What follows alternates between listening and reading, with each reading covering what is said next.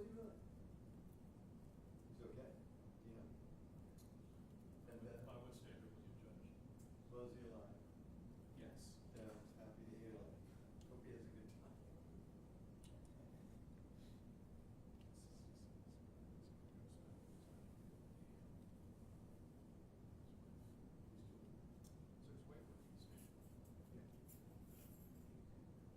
She's very good sitting there. Uh-oh, yeah, well, she married Dale. Funniest damn thing was after the met her.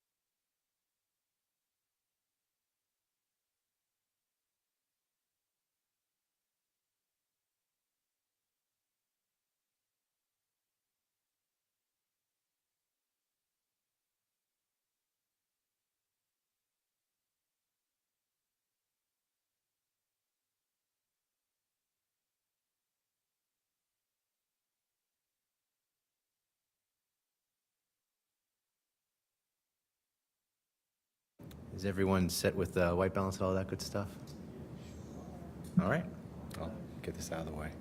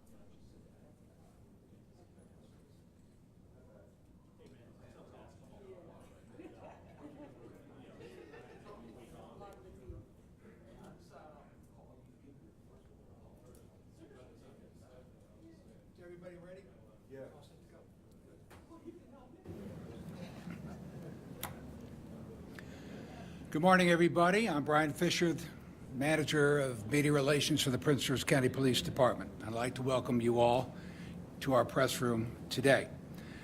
I'm joined by our County Executive, Acting County Executive, Tara Jackson. I'm joined by our Chief of Police, Malik Aziz, and Acting CAO and DCAO, Barry Stanton.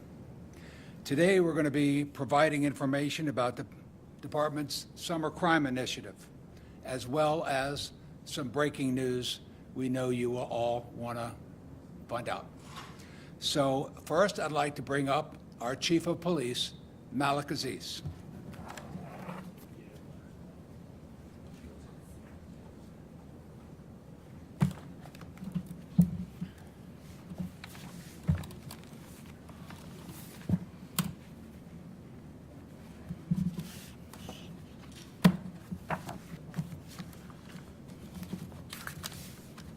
Good. All right. Good afternoon, and thank you for joining us here at Prince George's County Police Headquarters. And thank you to our Acting County Executive, Ms. Tara Jackson, for her steadfast leadership of the county and her unwavering support for Prince George's County Police Department and public safety. Also, thanks to Acting Chief Administrative Officer, Mr. Barry Stanton, for your leadership and your dedication to public safety. We're here to speak on crime statistics, breaking news, and a high-level overview of the 2025 Summer Crime Initiative. I would also like to extend my appreciation to the Executive Command Team, which you see behind me, for their exemplary leadership of the men and women who are doing an outstanding job and facing great challenges here in Prince George's County. The Summer Crime Initiative is a proactive effort designed to ensure the safety and well-being of our residents and business. Unfortunately, as the school year ends, summer crime tends to rise historically. That is why we continue to take a comprehensive approach to addressing these challenges head-on. Our Summer Crime Initiative is built upon the pillars of crime prevention, community engagement, collaboration with our public safety partners, and a focused enforcement. As you will see, crime is trending down by employing focused crime strategies and deploying resources strategically to hotspots in what is otherwise very good areas in our county. And we utilize the data-driven approaches to ensure that we are focused on the areas where we are needed most.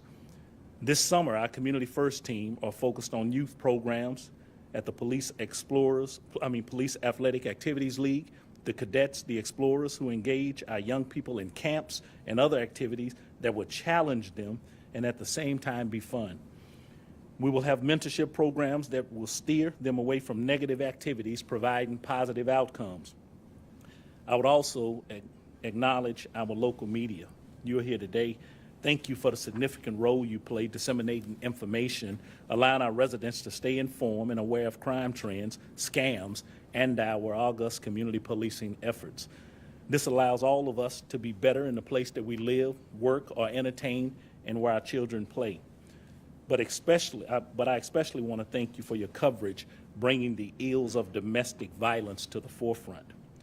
And usually, my media relations teams breaks the stories, but I would like to break a story for you now. The Prince George's County Police Department's Homicide Unit arrested and charged a man in connection with a recent fatal shooting in Lanham. The suspect is 25-year-old Keon Adams of Lanham, and he's charged with murder of 33-year-old Cameron Smith of Lanham. On May 19, 2025, at approximately 8:20 p.m., officers responded to the 9300 block of Lantern Severn Road for the report of a shooting. Officers located Smith suffering from multiple gunshot wounds. The victim was transported to a hospital where he died a short time later. A second victim was also shot. His injuries are not considered life-threatening.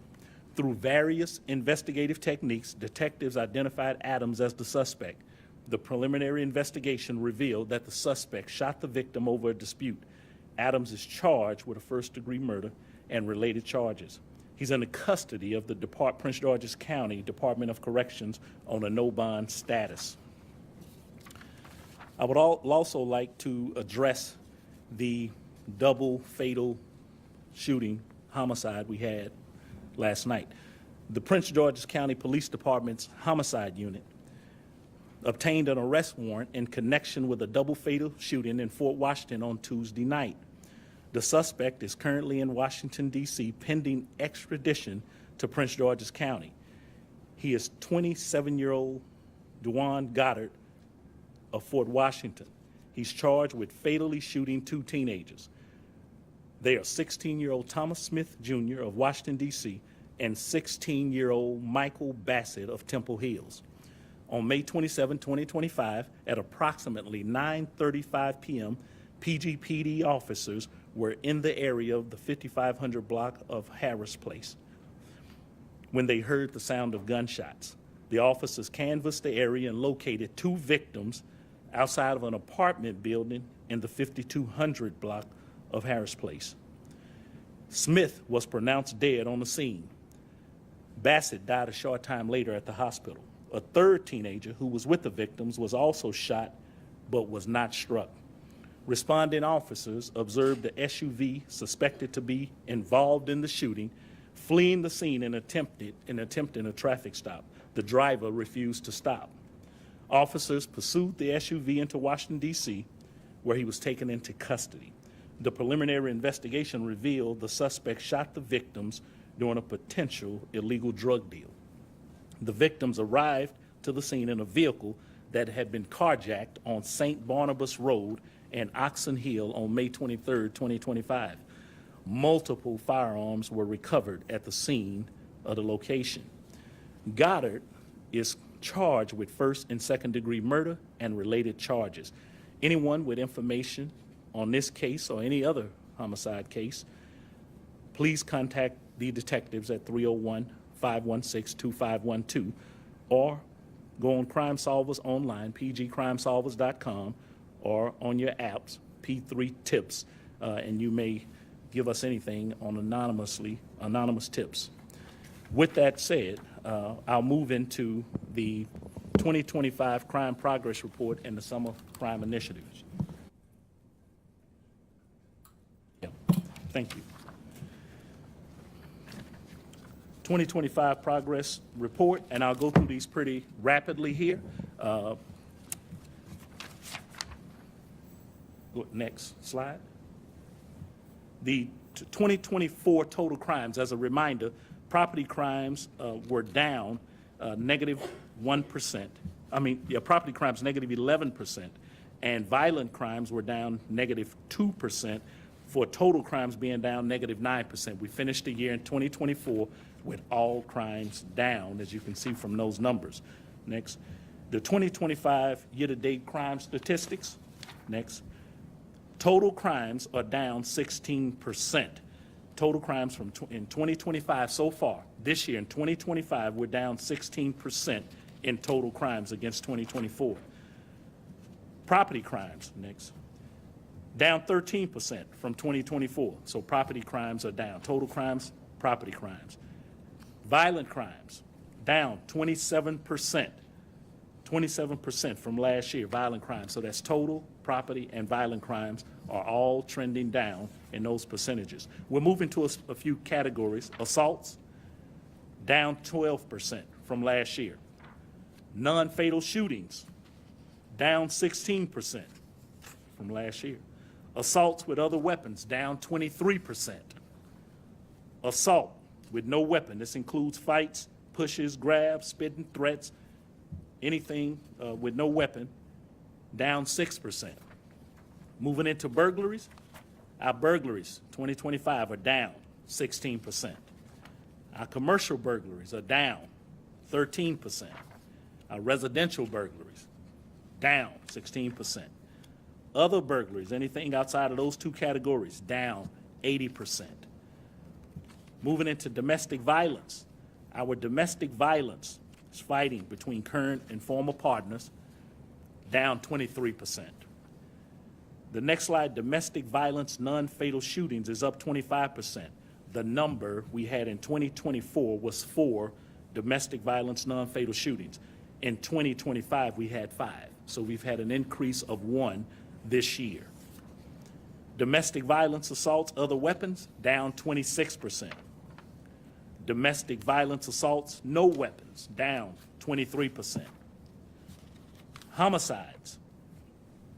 We've had 9 domestic-related homicides this year. We routinely investigate homicides from other municipalities in Prince George's County, but those homicides are down 36%. For larceny or theft, down 6%. Thefts from auto, down 6%. Stolen vehicles, down 23%. And it should be noted that the other categories from Kia and Hyundai, while we seen a spike last year that we experienced and a trending down started last year, it's continued this year to be on the decrease. Other thefts, down 5%. Robbery, down 50%. Commercial robberies, down 63%. And I know that's been of great interest to our businesses in Prince George's County who often call in and concerned about the commercial robberies. And so that is a number, and it's trending in a very great direction to be down 63%. Residential robberies are flat at 0%, and it's been 10 of those, so it's 10-10 for the year. Citizen robberies, down 44%. Carjackings, down 54%. Sex offenses are down 25%. Rape, 26%. Funneling, 24%. And I included a slide on hate and bias to show you where we are. It's been of particular concern here in the last, or this year, so to say, and late last year. As you can see, we've had against 2024 and what the increases are and the number total in 2 years, we've had 15. But this year, you see the total that we've had are 6 hate bias incidents that we've been able to identify. We'll move into the Summer Crime Initiative to give you the high-level overview of the Summer Crime Initiative. The initiative will begin on Monday, June 12th, 2025, and run through Sunday, August 30th, 2025. Crime stats for the summer 2023 and 2024 to date 2025 were applied against the targeted area action grids, in which we call tags or hexagons, to identify the areas with a higher than average number of incidents per crime. In 2025, the Joint Analysis Intelligence Unit, the JAIC, developed the tags, last year I should say, and developed the tags to reduce crime in specific areas.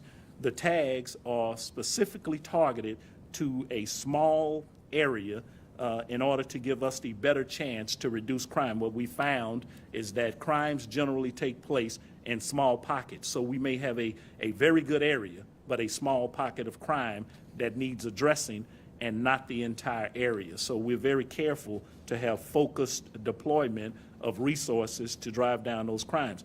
We have 1,588 distinct hexagons with a diameter of 1,000 square meters. I'll show you an example if it would make sense on the next slide. If you look up there, it looks like a honeycomb, and these are hexagons, and they're overlaid in our county. And we look at these hexagons, and we identify out of those 1,588 that I mentioned, we identified the top 25. The top 25 hexagons is then where we deploy and we focus our police or our resources to drive down those crimes, work with the community leaders, work with the businesses, and engage with all public safety partners across the region in order for us to drive down crime. Next slide, please. That is some of the focus areas we had. This is not all inclusive of the areas that we will be focused on summer crime in our areas, but just a few of them up there you can see.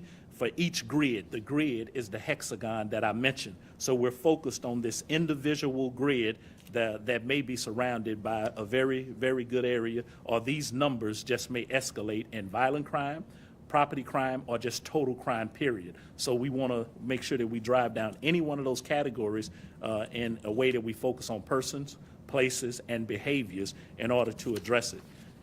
And some of our crime reduction techniques from overtime initiatives we'll be working. I won't read through all of this, but we have some grants.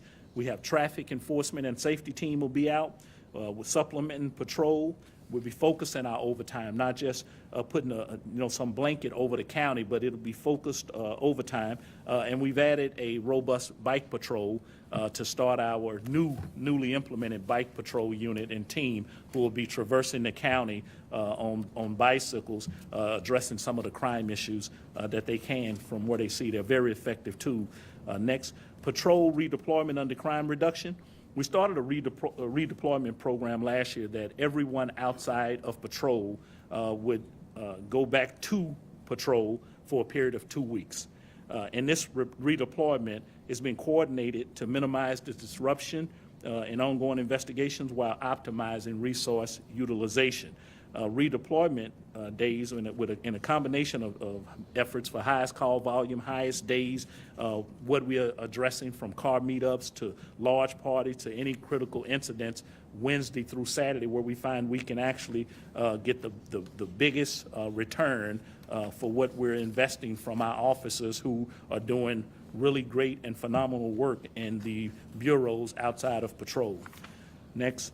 We implemented the National Harbor Juvenile Curfew a couple of years ago, as many of you know, and we've had to test that a few times. The National Harbor, one of the places that we have a very direct intention to make sure that the business atmosphere, the residential atmosphere is not disturbed in a way that it produces a negative outcome. So we implemented those curfew hours. Our school resource officers during the summer, a lot of them, don't get a break until the summer, but they've been redeployed to the National Harbor, a few other locations, but mainly the National Harbor to address some of the issues we have with the juvenile curfew. I think that on a couple of times so far this year, that's been tested, and we were able to mitigate that response in a very positive way from the information that we received from the residential clientele and the business clientele in National Harbor. We've gotten positive feedback from them in the way we handle it without being consumed with complaints. The community engagement aspect, a few of these Office of Community First, which is focused, Community First Division, been focused on summer camps, which I mentioned earlier, mentoring and leadership programs. We are very integrated into and involved in the Special Olympics on all aspects. We've been doing park, walk, and talks coupled with the community policing engagement efforts and enforcement. We have participated and will continue to do these food distributions, clothing drives, the ice cream meetups with the chief, community cleanups, and we'll have National Night Out occur during this summer crime plan. The communication for the media. We've placed a lot of things on our social media, but we have seen an uptick in crime solvers, and we think that is a result of our media relations team division putting out the information, and our crime solvers from major crime units have indicated that we have more people, more of our community personnel actually giving us tips and being involved in the process, which is what we are. We are a singular police force, but we are not alone. There are more eyes and ears to the people in our county, the residents in our county who live here, who give us information that has been very good for us, and we appreciate that thriving relationship, and it's been particularly noted by investigative units.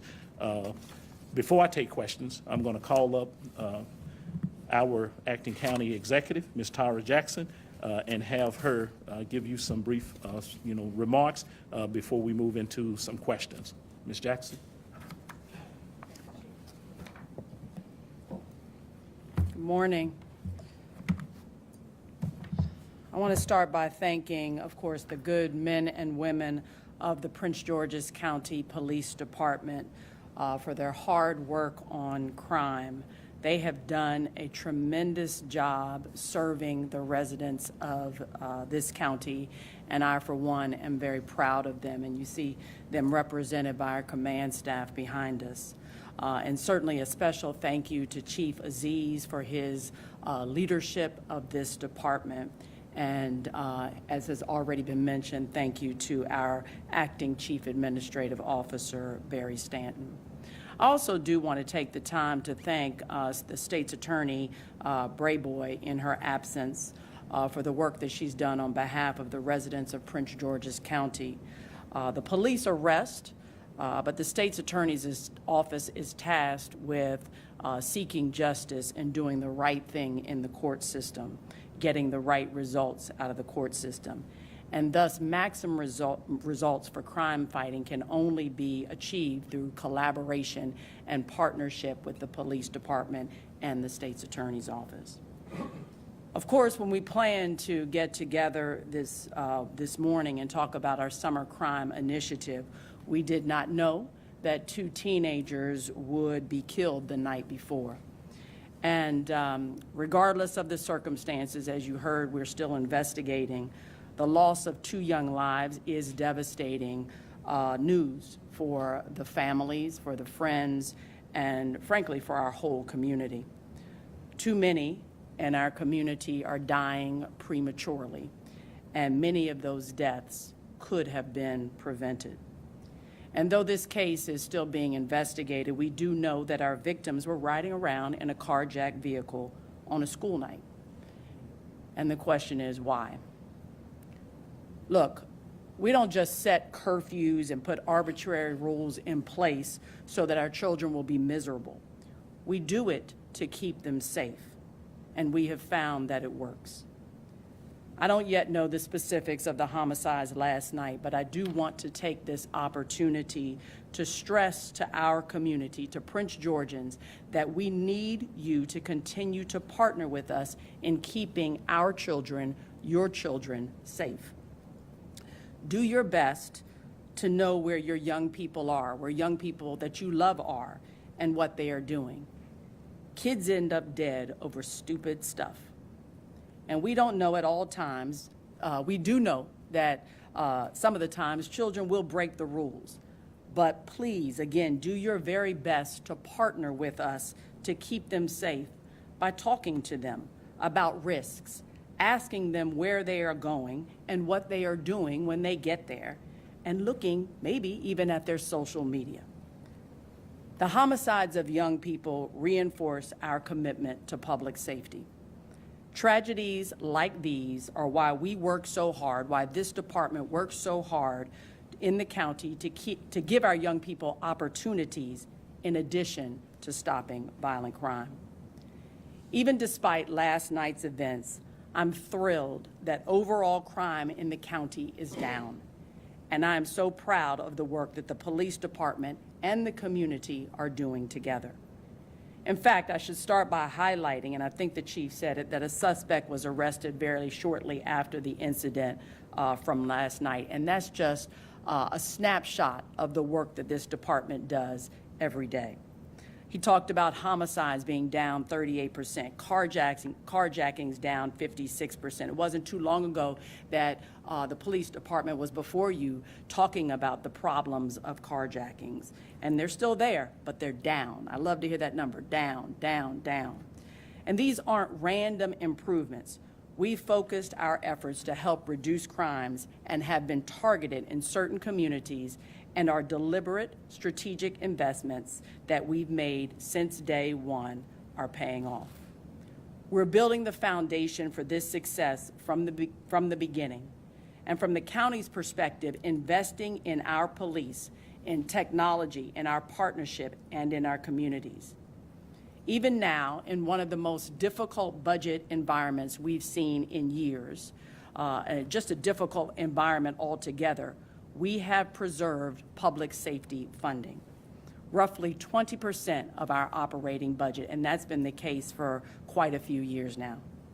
And not just public funding safety, but funding, as I said before, that supports opportunities for our young people, like the Summer Youth Enrichment Program and the Police Explorers Program that we've already talked about, the Police Athletic League. This hasn't been easy. It is a stress on the budget. but it is worth it. It's clear that our investments are paying off. You've just heard Chief Aziz dive into the annual Summer Crime Initiative that includes strategic redeployment of officers, stepped-up foot patrols in key corridors, and smarter use of real crime data through our real-time crime center. We're setting ourselves up so that we can respond even faster, and more important, to prevent the need to respond. But as I discussed earlier, we need the community's continued partnership. We know the summer brings unique challenges. Kids want to be out in the streets. Frankly, lots of people want to be out. So we're not just increasing enforcement, but we're increasing engagement with the community as well. Public safety doesn't start with a patrol car, and it doesn't end there either. We're hosting more town halls, more public safety walks, more community events in general than ever before. We're trying to build trust with our community, keep the trust that we built, and we're staying visible. And we're continuing, thankfully, to train new officers, adding personnel to our police department, helping to meet the needs of this county, and working to address a shortage of officers with incentives that bring promising recruits to the ranks of our department. And while we celebrate our progress, we do need to be honest and about the ongoing work. Theft from autos still remains a concern, and we're launching new public awareness campaigns to help our residents partner with us to keep their property safe as well.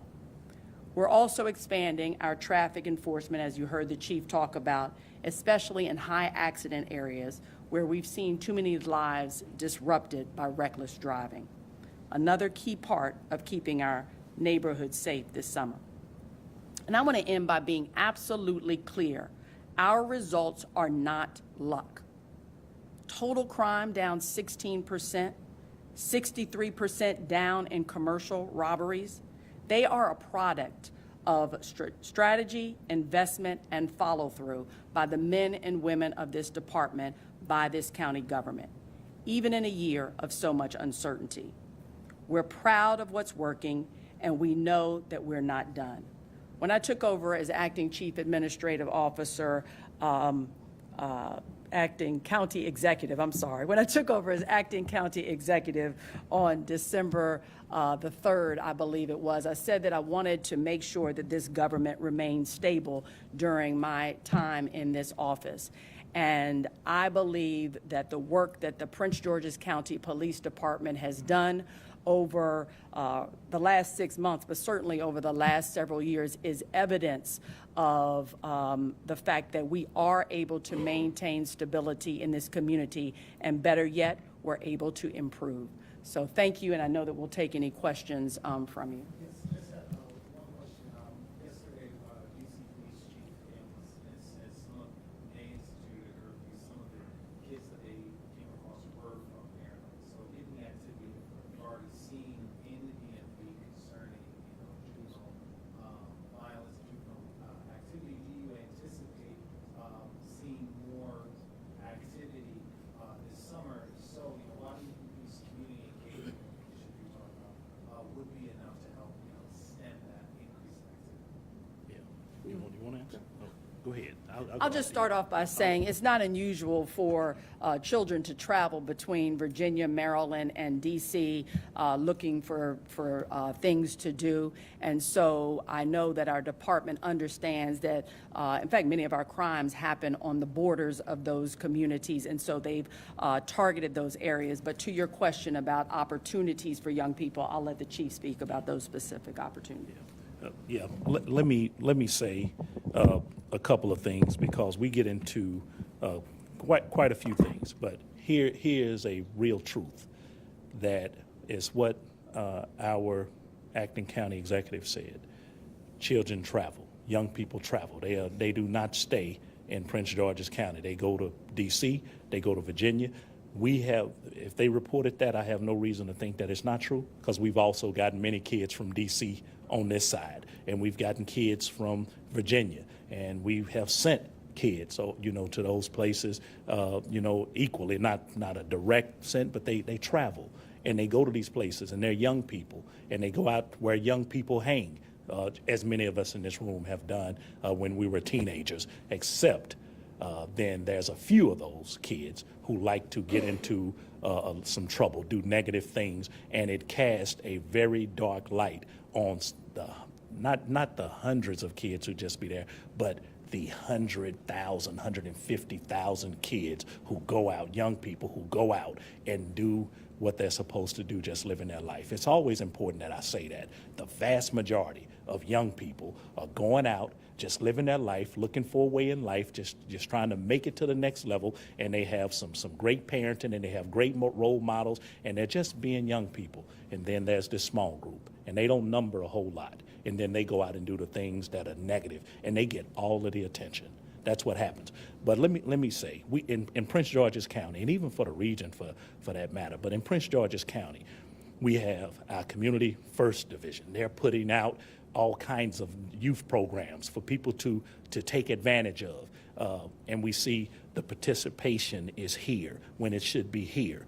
And then we have other people that we partner with, other departments or agencies that we partner with from non-governmental organizations who are providing a robust and vibrant service, as the Maryland National Capital Parks and Planning, the Parks Department, who have summer programs, who are offering these things, our schools with Superintendent House, and the activities that he's doing in school year and out of school year to provide young people with an avenue to do those things. What we find is that our young people, the things that we offer, only a select group want to be entertained or partake in those.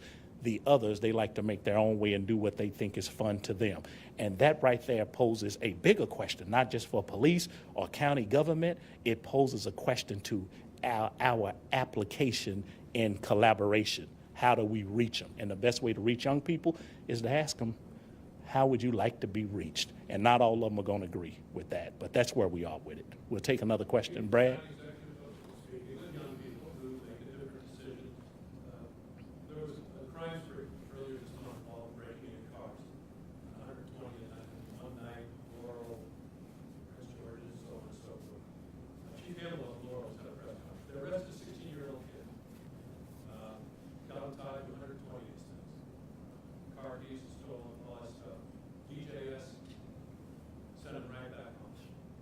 Chief Hamill just had a press conference where he was blasting a broken system, saying this kid was held for 5 hours, and he's right back in the environment from whence he came. That continue to be a problem? I'll take it, and you can after you. Look, I don't know the specifics of that particular case, but I will tell you that all facets of our criminal justice system can do better, and DJS is one of those. I understand their mission is to rehabilitate young people. But from my perspective, rehabilitation involves accountability.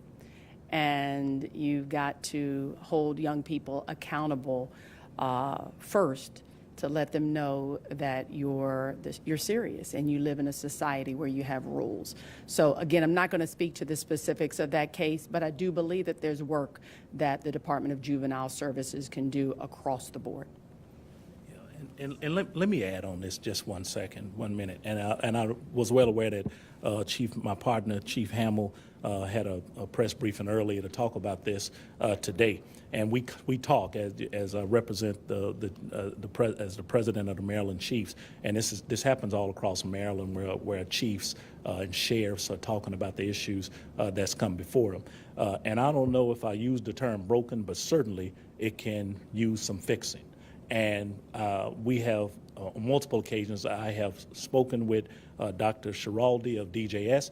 Just yesterday, we were on a call, not with him, but some of his staff and connected staff, to talk about what can we do, what resources can be obtained, and the challenge of austerity in order to deliver the resources to young people. And it continues to be a problem in the way we are situated. What Ms. Jackson said, love and care and accountability go together. A system that is offset where you do nothing won't work, and a system that is heavy-handed won't work. And we've seen the result of both now, and it's time for all of us in the solution base, if we want a solution to this, is to come here in the middle in order to help children. If we say we're helping them, then we have to help them the right way, and sometimes that help comes when we have them in a static position in order for us to reach them, and we have to reach them. We will. Next question. Sorry, You- it can be, it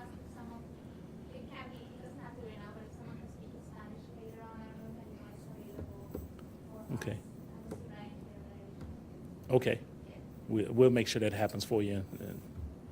Just a very quick technical question about the data that you provided. This is year-to-date 2024 compared to year-to-date 2025? Yes, sir. Increases? Okay. Yes, sir. And the data specifically, is all of that data from, are they incorporated towns within Prince George's County that have Yeah, their own well, departments? yeah, I don't report any municipalities' crime. Even though Prince George's County Police can traverse the county as we can have countywide jurisdiction. We have some very robust and vibrant municipalities, and I leave it to them to report their own crime, even though I may know it. But I can tell you this, crime is down, including those municipalities. All crime in Prince George's County is down. Let me, since you brought that up, I want to say thank you to our municipal partners and all other partners across our federal partners and our state partners, but specifically, we have a great relationship here in this county with our municipal police chiefs, and we work hand in hand. We meet once a month, and many of them are in this building for my crime meeting every Thursday at 9 a.m. They are here talking crime with us, so our relationship is one for the betterment of Prince George's County, and so that's where we are. And then just on topic as well, just talking about the programs and all that you're doing, I understand, all the programming and everything that you're offering in Prince George's County. But at the same time, I'm hearing both of you all kind of talk about, how to reach this small percentage of kids that you were talking about. How do you right now? I mean, what is the strategy right now for after hours, late at night, just when we may see some these issues pop up? I guess, what do you say to somebody who thinks there needs to be more done, particularly in the later hours, to reach some of these youth. Let me say this, and then the chief may have, I'm sure will have his own perspective. That's why I said it is a partnership. It is a partnership between the police department, the county, and our community members. The government cannot do it alone, right? So the government cannot be everywhere at every time. And so there are so many community members that partner with us on a day-to-day basis, whether it's calling to give us a tip or saying, we see something that sees unusual. And so we're asking the people in our community to continue to do that, continue to look out for the young person that lives next door to you, and maybe talk to his or her parents about what you're seeing. But we cannot do it alone. I cannot emphasize that enough. And so we need our community, our parents, our grandparents, our neighbors to all take this on with us together. Because as the chief said, it is a smaller group of young people that are really causing problems in our community. And just a quick add about there's no one singular solution. It does not exist, and there's nothing too small that we can't do, and we can do it together. We have non-governmental organizations. We have many resources. We have many people addressing this issue that exist, and our biggest thing that we have to do is collaborate and not have a belief that we have the singular solution to that problem, and that's what we're working on now. Go ahead. Every